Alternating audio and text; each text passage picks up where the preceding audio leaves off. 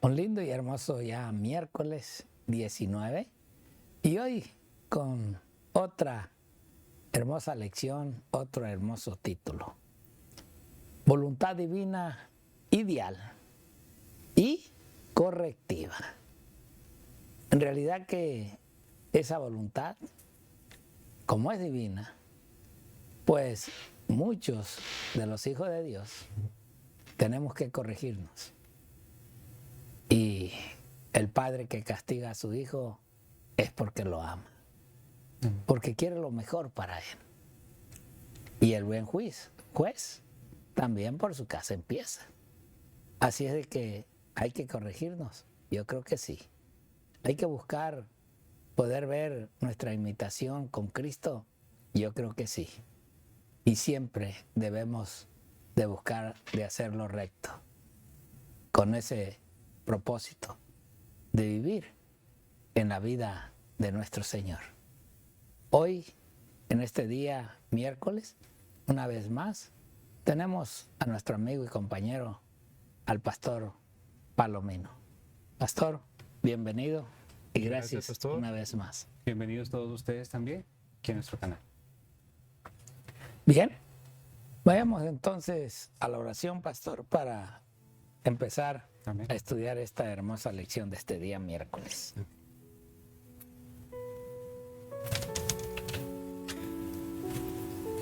Querido Dios, nuestro Señor, queremos en este momento encomendarnos a ti para el repaso de esta lección, para ayudar a nuestros hermanos a entender un poco mejor lo que la lección del día de hoy nos está comunicando y ampliar un poco los horizontes para alcanzar, Señor, a ver más allá, mirar tu amor, mirar el gran designio que tú has hecho desde la fundación del mundo, Señor, que nos has mirado de antemano, nos has concebido, nos has traído a la existencia, y aquí estamos, mi Señor, habiendo conocido tu Evangelio.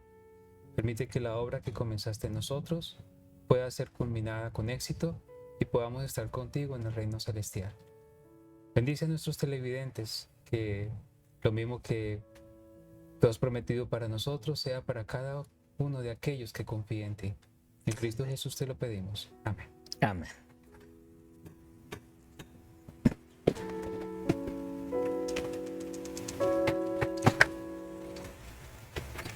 Muy bien, tenemos voluntad divina, ideal y correctiva. Y vamos a iniciar leyendo Efesios 1:9 hasta el 11. Efesios 1.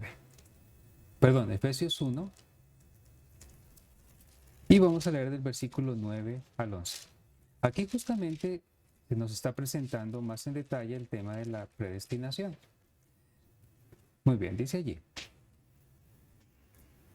Él nos dio a conocer el misterio de su voluntad, según su beneplácito, el cual se había propuesto en sí mismo, de reunir todas las cosas en Cristo, en el cumplimiento de los tiempos establecidos, así las que están en los cielos como las que están en la tierra. En Él, asimismo, tuvimos herencia, habiendo sido predestinados conforme al propósito del que hace todas las cosas según el designio de su voluntad, a fin de que seamos para alabanza de su gloria, nosotros, los que primeramente esperábamos en Cristo. Aquí habla otra vez del término predestinados. Ahora, en la lección se nos dice que aquí el origen de esta palabra en el idioma griego es, podríamos leerlo como proorizo, pronunciándolo como está en el griego, y se menciona 6 veces en el Nuevo Testamento. Entonces, 6 veces, no más, esa palabra predestinada. Entonces, es una palabra de poco uso, pero de un gran significado. Ahora, ¿qué significa esto de proorizo? Cuando uno dice pro, al comienzo de una frase, es ante o antes de, en este caso. Y orizo significa nombrar, decretar, determinar algo. En otras palabras, con anticipación Dios decretó con anticipación Dios nombró o decretó algo en relación con los seres humanos. Por eso se le llama también, o se traduce como predestinados. Es la forma de decirlo en español.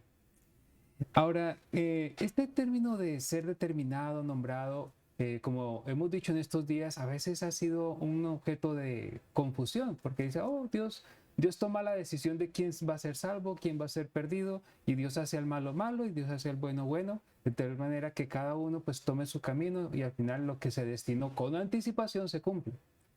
Pero no es tanto así.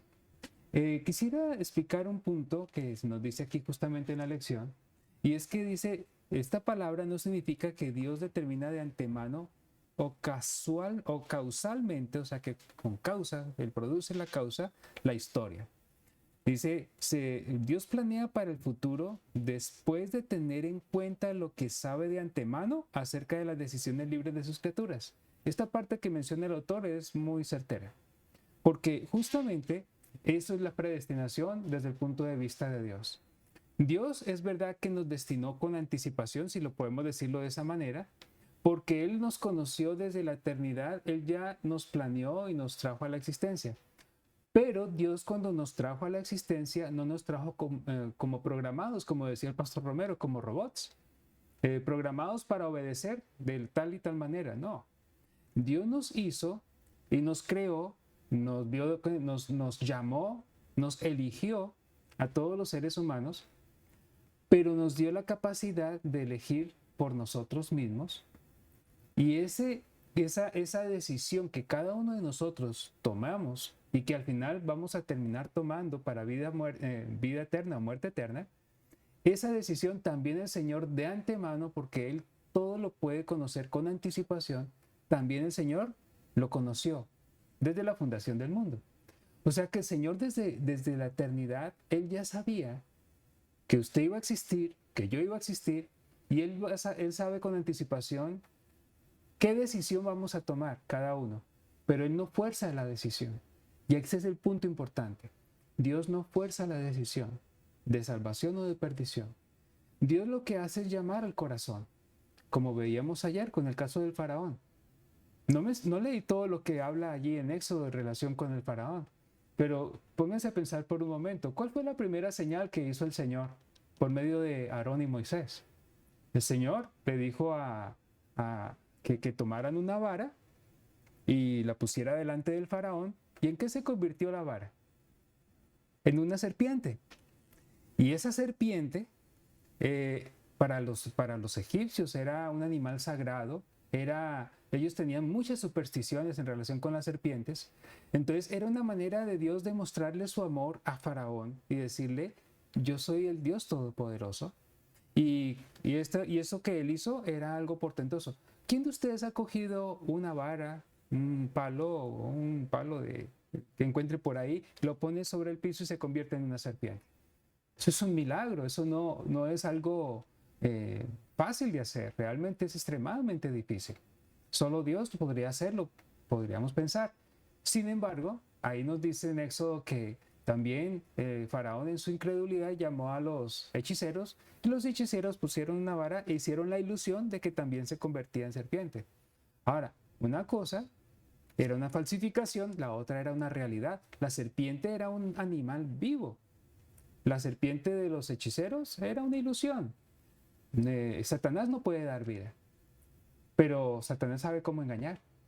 Hoy día que tenemos la realidad virtual y todas estas cosas, estamos viendo cosas, los hologramas, cosas que antes se pensaba que no existían. No era fácil de replicar, pero ya con la tecnología vemos cosas increíbles. Ahora, la tecnología de Dios es mucho más grande, es maravillosa. Entonces, a lo que voy con todo esto es que el Señor tenía un propósito y era el amor para con Faraón. El Señor quería que él se salvara, como dice también en 1 de Timoteo, que dice que Dios quiere que todos los hombres sean salvos y vengan al conocimiento de la verdad. Así que el Señor estaba tratando de llegar al corazón de Faraón. Y mire, ustedes pónganse a pensar las diferentes plagas, moscas, piojos, pues no es nada terrible, eso son cosas molestas, pero al mismo tiempo son como cosas de la misericordia del Señor. El Señor no empezó con la destrucción de los hijos. No, el Señor fue llamándolo, fue llamándolo.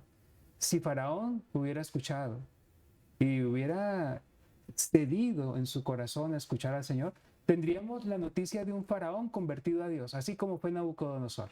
Nabucodonosor, el rey de Babilonia, dice la Biblia que él sí terminó siendo humillado por el Señor y él reconoció que el Dios del cielo es rey sobre los reyes.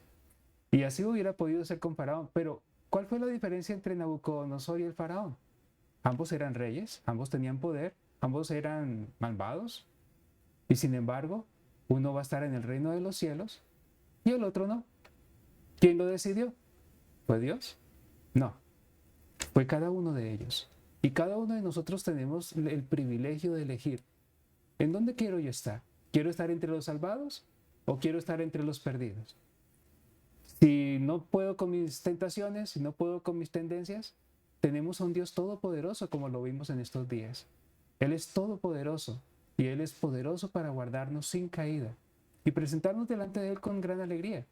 Es algo maravilloso y es una promesa de Dios para usted y para mí. Pastor, ¿qué más nos dice usted en cuanto a esto? Interesante, pastor, esto de la predestinación, que muchos lo toman como algo bueno, ¿no? Porque Dios es el que decide. Es verdad que Dios decide, pero Dios decide en los actos del ser humano. Dios no decide algo que Él quiere. El querer de Él es la salvación del mundo, de todos. Ya lo probó, ya lo dio, ya lo entregó. Por lo tanto, el que decide es uno. Y creo que todo esto nos lleva a entender que Dios siempre nos da el camino que debemos de escoger, pero somos nosotros. Si no nos gusta ese camino, que nos parece algo bromoso, pues simplemente Dios dice, ¿lo quieres agarrar? Bien, si no, pero Él nos dice lo que vamos a vivir, lo que nos va a pasar.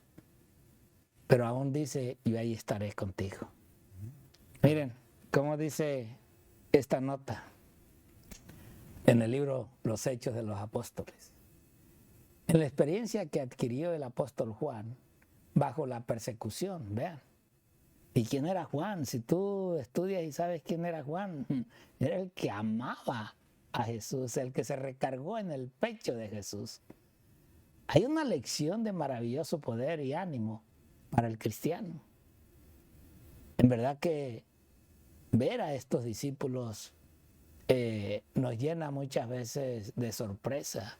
Pescadores, hombres sin letra, hombres no estudiados, hombres quizás que al principio, antes de Cristo, eran duros, groseros quizás como nosotros, pero que cuando Cristo llegó a su vida y los llamó, no tuvieron ningún impedimento para decir que te siga otro.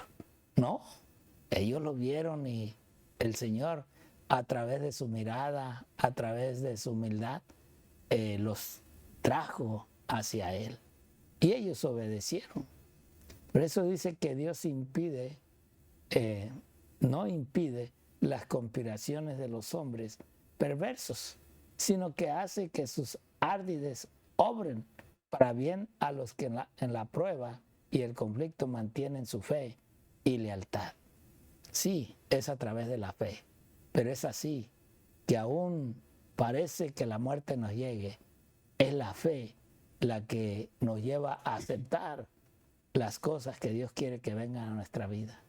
Es ahí donde somos probados, porque la fe es la que mueve montañas, es la que en realidad nos hace ver la realidad, aunque todavía no lo vemos, pero ya se nos fue dicho lo que va a venir. Y por eso es que entendemos ese amor pleno de Dios hacia nosotros. Miremos esta otra. Dice acá, Cristo citó una profecía que más de 1000 años antes había predicho lo que la presencia de Dios sabía que sucedería. ¿Y quién más para marcarnos y decirnos lo que viene? Si no es Dios, es Dios. No son ahora como dicen muchos. Los Simpson están haciendo y hablaron de mucho de lo que iba a pasar. Pero la verdad, es mejor creer en la palabra de Dios y no en caricaturas o personajes que hoy el hombre inventa. Las profecías no configuran el carácter de los hombres que las cumplen.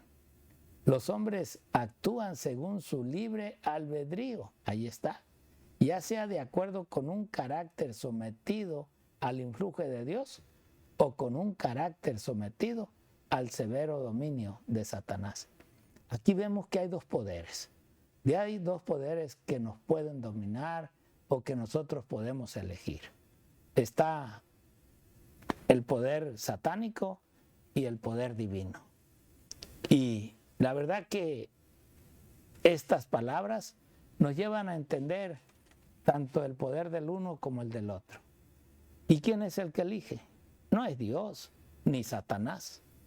Satanás no nos puede en sí obligar también a hacer lo que él quiere que hagamos, porque hay una libertad que Dios nos dio. Sí, podemos conocer lo que Dios quiere y lo que Satanás quiere para con nosotros, pero la decisión la tomamos nosotros los seres humanos, porque ahora conocemos ese árbol que estuvo allí en el jardín del Edén, ese árbol que Dios le dijo no comas, era eso que iba a hacer a despertar el interés de saber lo bueno y lo malo.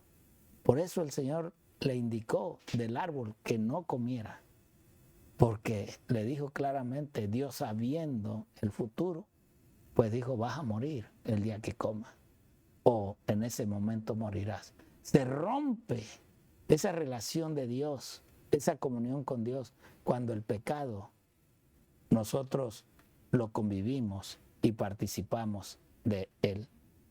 Miremos esta otra cita. Miren cómo lo dice. En Inglaterra, poco antes del tiempo de Wesley, muchos afirmaban que Cristo había abolido la ley moral y que los cristianos no tenían obligación de observarla, que el creyente está libre de la esclavitud de las buenas obras. Interesante. Siempre hay una verdad, pero dentro de esa verdad hay una mentira. Un encaje donde el enemigo siempre usa la verdad de Dios para poder engañar al hombre. O sea, que en poca palabra, esta moral que Dios nos permite y que los cristianos podemos obtener, en verdad es algo que aún Dios mismo no nos esclaviza para que lo hagamos, pero sí nos ordena que lo sigamos. Así es de que la verdad es, ¿qué vas a hacer? Hoy, con tantas iglesias, tantas denominaciones, que escuchas a uno y a otro y más hoy a través de todos estos medios que tenemos y que muchos pues ya les da más por mejor escuchar en un momento, pero sin saber si es la verdad o es la mentira. Y que muchas veces el hombre escoge lo que le conviene, no lo que Dios quiere, sino esto es para mí, esto me conviene. Creo que esto sí está bueno, pero lo demás no, porque me quita muchas cosas de lo que a mí me gusta. Pero no es lo que nos guste, es lo que dice la palabra de Dios. ¿Qué quieres hacer tú? ¿Lo que tú quieres o lo que la palabra dice? Que Dios te bendiga y te guíe por el mejor camino para hacer más bien, antes de tu voluntad, hacer la voluntad de Dios. Un feliz día. Amén.